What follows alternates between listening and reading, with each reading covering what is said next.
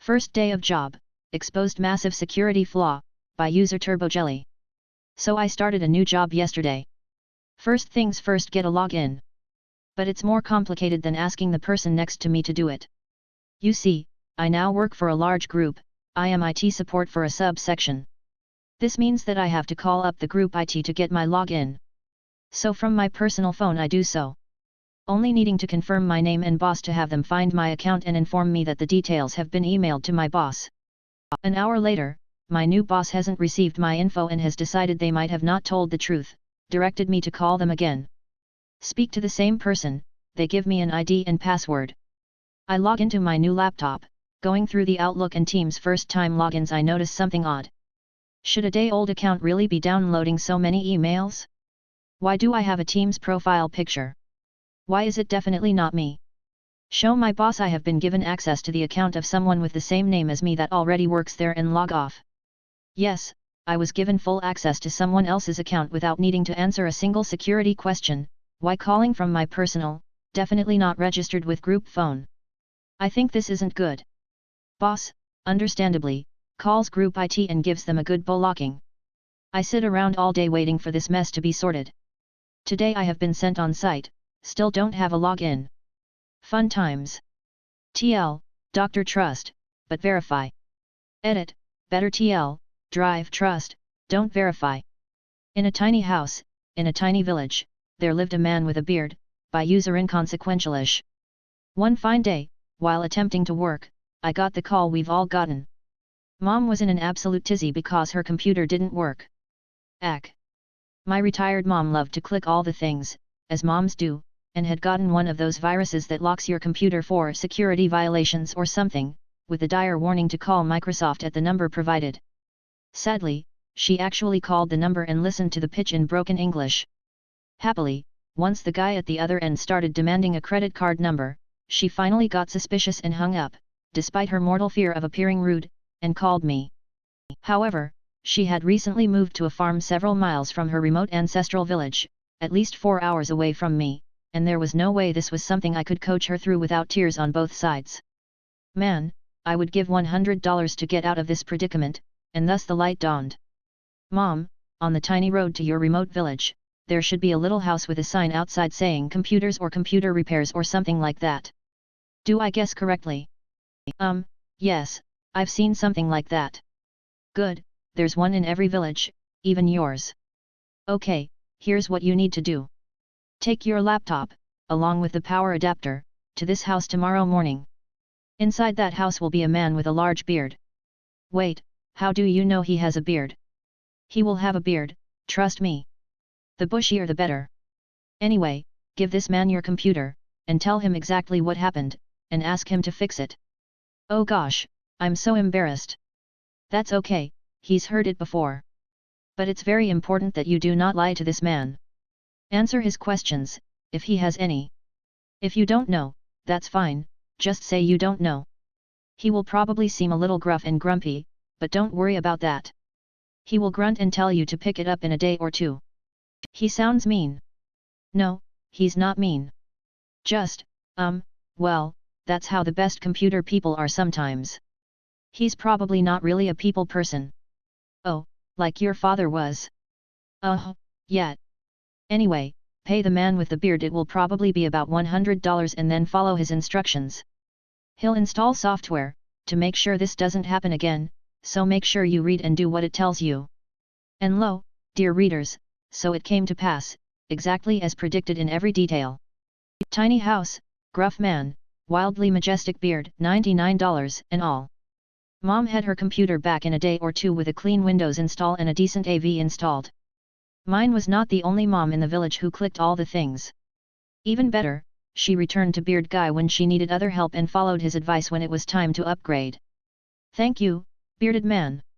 Yes, I lied to you because I can't be bothered to check, by user 10 Chimkey. This happened many years back when a friend of mine had a problem with his computer. He needs it to be fixed ASAP and the computer repair shop he goes to is not open, so he came to me for help. I tried to run him down the troubleshooting steps to see what the problem was. The troubleshooting didn't produce any results, so I concluded that the PSU, power supply unit, is probably fried. I met up with him to shop for a PSU and went back to his house. Just to be sure, I ran the same troubleshooting steps in case he did it wrongly. The first thing I did was to swap the power cable from the monitor to the PC. To my surprise, it actually turned on. I looked at my friend and asked him if he actually did any of the troubleshooting I told him to do. He looked at me sheepishly and said he actually didn't bothered. So my friend now has a shiny new PSU that he can't return due to store policy. Told him with a smile to be more careful next time so he won't waste other people's time and his money. Are you in a dark room that's on fire? If not, then something actually works, by user Pushrock. Long time lurker first time poster. A long time ago, like 20 years ago, I worked as a middle manager in a middle-sized company. Since I was the most tech-savvy person, and was young and stupid, I became the de facto first, second, and third line of support and also the company's IT manager long before I had that title, and salary, for real. The company had several subsidiaries in other cities. But since all subsidiaries were small I needed to support them as well, remotely. This was a business that ran 24/7, 365 days a year. And any interruption in anything costs a buttload. So any problem needed fixing ASAP. It mostly worked fine since most places were run by young people that knew computers. I also had written detailed instructions, with pictures, to how everything was supposed to be run, so normally not a big problem. We had two subsidiaries though that were a huge problem and this is the Taliof one of the two. All sites used the same program. The subsidiaries needed to run this program through a RDP, remote desktop, window after they connected to our server through a VPN, yet I hadn't the skills to make it better at that time. In the RDP windows there was one and only one icon and that was the program they were supposed to run. As I said, most subsidiaries had no problem with this at all and it worked well enough. Subsidiary 1. When we acquired this subsidiary I knew that this would be a problem. Most other subsidiaries had employees that were interested in computers. But this was a subsidiary where the manager, an older lady, had hired her own daughter and her daughter's party girlfriends as the only employees. I will be clear here. This is not a gender issue. Many of the most knowledgeable persons in other subsidiaries were in fact female, but these girls at this particular subsidiary knew nothing about computers and were not interested in learning at all. They even took pride in not learning any of the geek stuff. When we brought them on as a subsidiary I saw this upcoming problem and informed my boss about it. He didn't believe me, since we at this time never had any problems with technical issues from a subsidiary. The launch went better than expected. Mostly because I lived in the city for a couple of days, and worked side by side with the users showing them exactly how it was done. After that I relaxed and thought that they knew enough to run the program. This is just a couple of the things they managed to do in their first 6 months. Called me every time they had a power outage. And since they worked right outside a huge construction site where they repeatedly dug through the cables, it happened at least once every month. They could never understand that it wasn't the computer's fault, since the computer and screen worked when the rest of the building became dark, due to a UPS, and that I couldn't help them, after the UPS died. Managed to kick the power cord out of the computer 5 in the morning, calling, and waking me, and then insisting that all cords were connected. So I needed to travel to this city, a 4 hours round trip, go to that office, see the cord and connect it.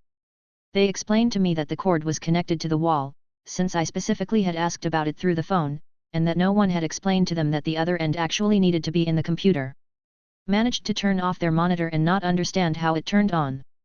They called me in panic and tears during the evening and it took around 30 minutes before I could calm the user down enough to actually dare touch any of the buttons on the monitor because she was afraid that she had broken the computer and touching buttons would make it worse.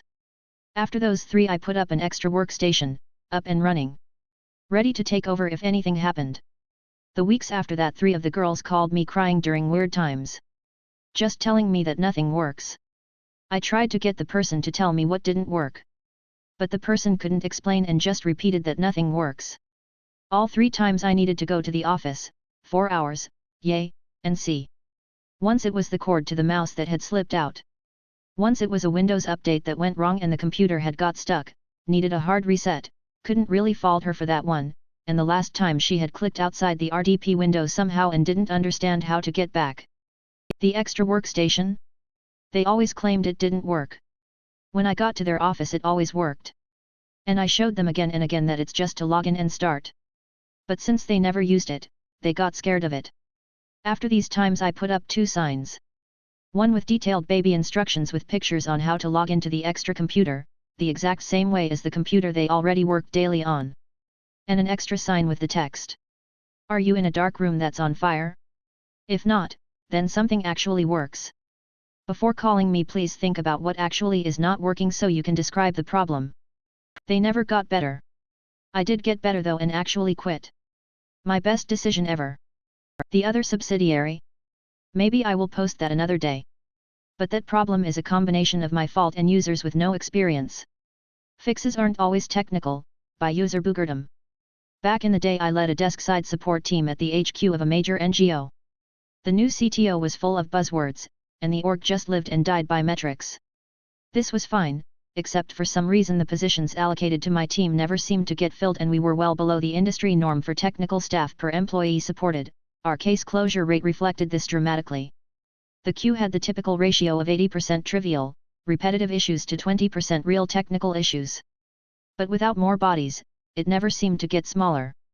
So I decided that if I couldn't get staff I'd try something different.